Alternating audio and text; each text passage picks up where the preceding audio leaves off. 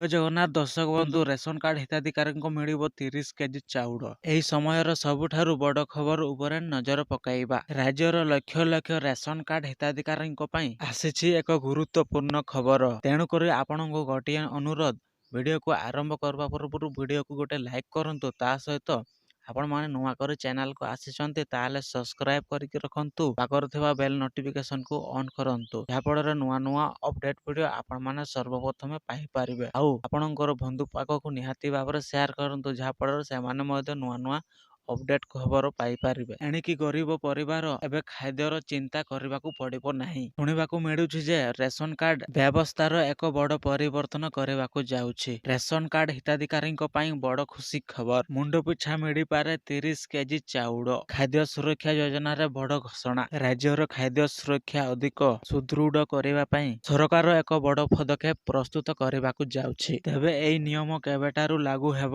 ଏବଂ ଏଥିପାଇଁ କଣ ସବୁ ଗାଇଡଲାଇନ ରହିବ, ତାହା ଆଗାମୀ କିଛି ଦିନ ମଧ୍ୟରେ ସମ୍ପୂର୍ଣ୍ଣ ଜଣାପଡ଼ିବ। ଅଧିକ ସୂଚନା ଜାଣିବା ପାଇଁ ଆପଣମାନେ ଭିଡ଼ିଓକୁ ଲାଇକ୍ କରନ୍ତୁ। ଆଉ ଚ୍ୟାନେଲକୁ ଆପଣ ନୂଆ କରି ଆସିଛନ୍ତି ତାହେଲେ ସବସ୍କ୍ରାଇବ କରିକି ରଖନ୍ତୁ। ପାଖରେ ଥିବା ନୋଟିଫିକେସନକୁ ଅନ୍ କରି ରଖନ୍ତୁ, ଯାହାଫଳରେ ନୂଆ ନୂଆ ଅପଡେଟ ଭିଡ଼ିଓ ଆପଣମାନେ ସର୍ବପ୍ରଥମେ ପାଇପାରିବେ। ଆଉ ତା ସହିତ ନିଜ ବନ୍ଧୁମାନଙ୍କ ପାଖକୁ ନିହାତି ଭାବରେ ସେୟାର କରନ୍ତୁ, ଯାହାଫଳରେ ସେମାନେ ମଧ୍ୟ ନୂଆ ନୂଆ ଅପଡେଟ ଖବର ପାଇପାରିବେ। ଆପଣମାନେ କୋଉ କୋଉ ଜିଲ୍ଲାରୁ ଦେଖୁଛନ୍ତି କମେଣ୍ଟ ବକ୍ସରେ କମେଣ୍ଟ କରିକି ଜଣାନ୍ତୁ।